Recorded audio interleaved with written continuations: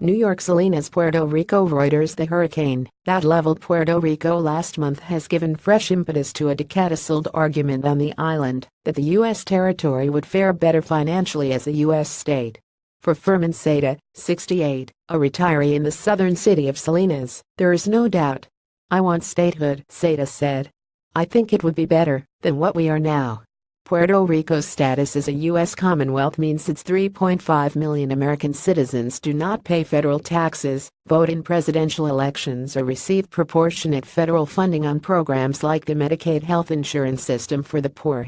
For Jose Fuentes, chairman of Puerto Rico's Statehood Council, a pro-statehood organization in Washington, Puerto Rico would have been in a better position to handle the blow from Hurricane Maria if it had the income and political power of a state.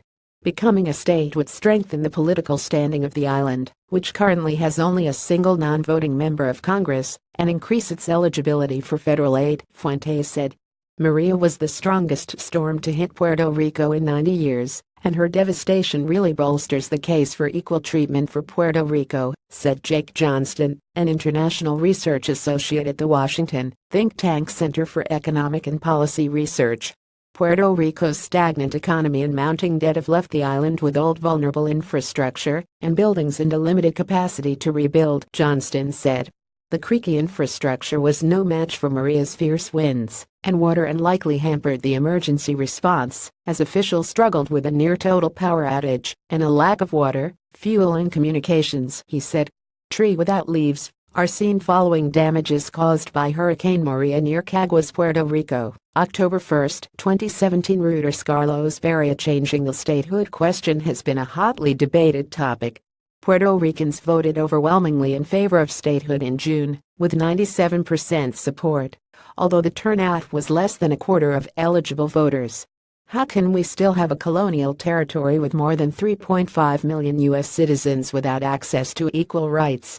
Or have the same political power? Governor Ricardo Rossello said on Monday. Rossello, who campaigned on a push for statehood, had said in June that Congress should act on the vote. Local residents wait in line during a water distribution embayment following damages caused by Hurricane Maria in Las Piedras, October 1, 2017. Reuters. Carlos Barria. Making the non-binding vote reality requires action from Congress, but the Republican-controlled House of Representatives and Senate is not likely to act for a territory that leans Democratic.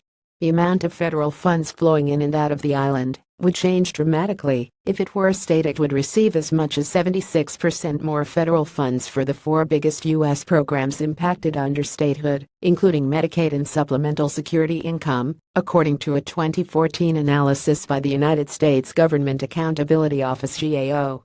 However, in turn, Puerto Ricans would have to pay federal income tax. One thing that would not change with statehood is Puerto Rico's standing with the Federal Emergency Management Agency. FEMA's obligations to Puerto Rico are the same as to a state.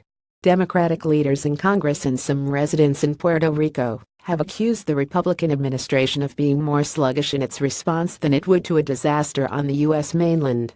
But FEMA has defended its aid effort for the island. "I go to bed every night knowing that I have done the best I can to marshal all of these federal resources to the island," FEMA Administrator Brock Long told CNN last week. "With or without statehood," FEMA said in a statement, "it will be here for years to come, helping Puerto Rico, not only in its response, but also its recovery."